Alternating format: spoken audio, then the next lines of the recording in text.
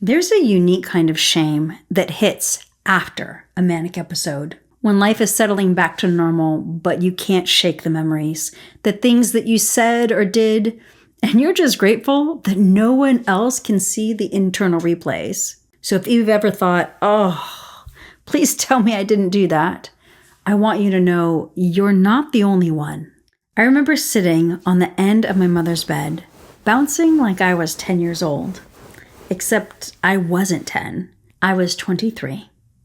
And I hadn't slept in about 5 days. I had just learned about a famous artist whose first name was literally Art. And in my exhausted, manic mind, this was profound, inspiring. So I sat there wide-eyed and buzzing and announced, "Call me Art." In that moment, it made perfect sense. But now, I want to crawl under a table when I think about it. If you've got manic memories like that, something that you said or that you did that makes you want to disappear, tap like so I know I'm not the only one. And if you feel brave, drop a simple "me too" in the comments. What do we do with memories like this? For a long time, I didn't know what to do with memories like this. I avoided thinking about it. I stuffed my emotions. I hope my aunt would stop reminding me of what I said. But avoidance and stuffing isn't the same as healing, and it's definitely not freedom. It wasn't until years later when I began my healing journey that I finally learned how to shake off regret and shame the right way. Let me walk you through what actually works. 1, create a firm boundary with the past. First, it helps that I know I'm never going to relapse again. The days of mania and psychosis are behind me. I'm completely healed from bipolar disorder, and that gives me a strong boundary. What happened then doesn't have permission to bleed into who I am now. And you may not feel at confidence yet, but if that's something that you long for, my best resources are linked in the description below. Second, grace. I have to remind myself that what I did or said while manic was out of character. It doesn't reflect who I truly am or how I normally act. And that strange behavior, it was simply the result of severe sleep deprivation. And when the brain and the body go without sleep, they simply don't function the way that God designed them to. That perspective helps me to extend grace towards myself. And if I still feel a bit of resistance, I simply ask myself, how would I respond if this happened to someone I love?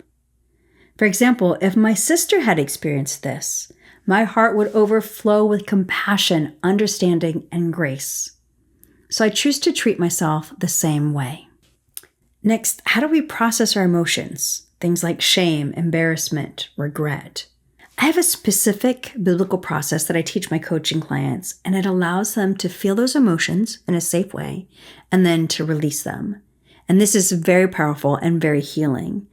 And this isn't the right space for me to walk you through our entire process, but the simplest demonstration of this principle is to simply take a few intentional minutes to acknowledge and to feel your emotion. And then as you open your hand and move it away from your body, release that emotion. If it helps, you can imagine a balloon filled with a mix of helium and your negative emotion, and then release it. The more of those emotions that you release, the easier it becomes to take ownership of your thoughts and to stay anchored in peace and truth. I hope you found this video valuable so far, and if so, hit the like button and drop me a comment.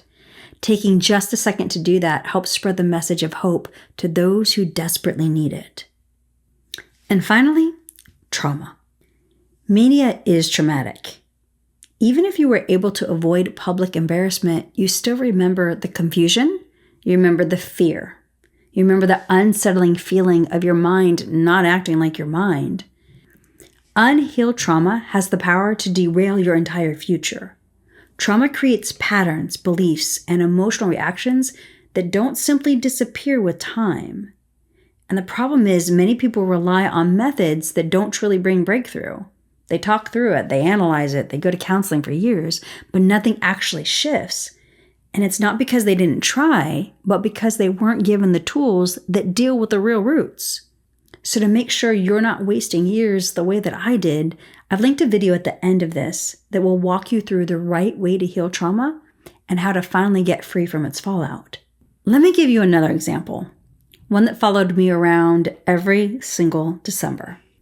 I've always loved Hallmark keepsake ornaments, but during one summer, while manic, I walked into a store and found a clearance table full of them.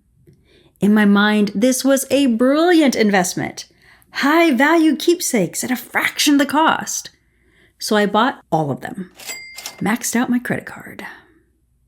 A few months later, I was horrified by that decision. On a normal day, that investment would never have crossed my mind, but sleep wasn't my friend that season.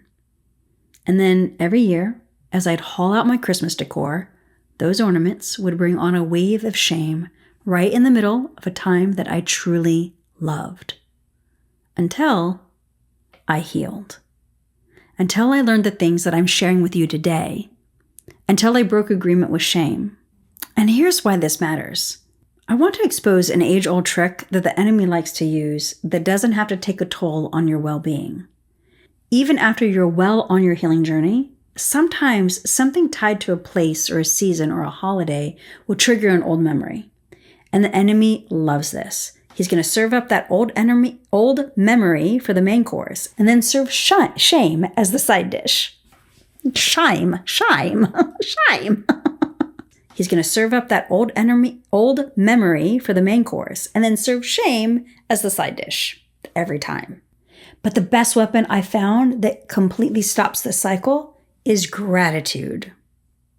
When I feel that invitation to feel ashamed, I take a deep breath, and on the exhale, I say, "Thank you, Lord. Thank you, Lord, that I am healed, that this is behind me, and that I'm not that person anymore." And let me tell you, that breaks the enemy's strategy fast. He loses interest when the trap stops working.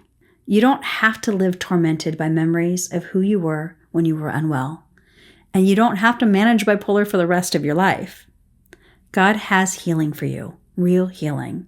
And I want to help you step into that. And now that you know how to handle regret and shame, this is the video I promised that will walk you through healing the trauma from past episodes.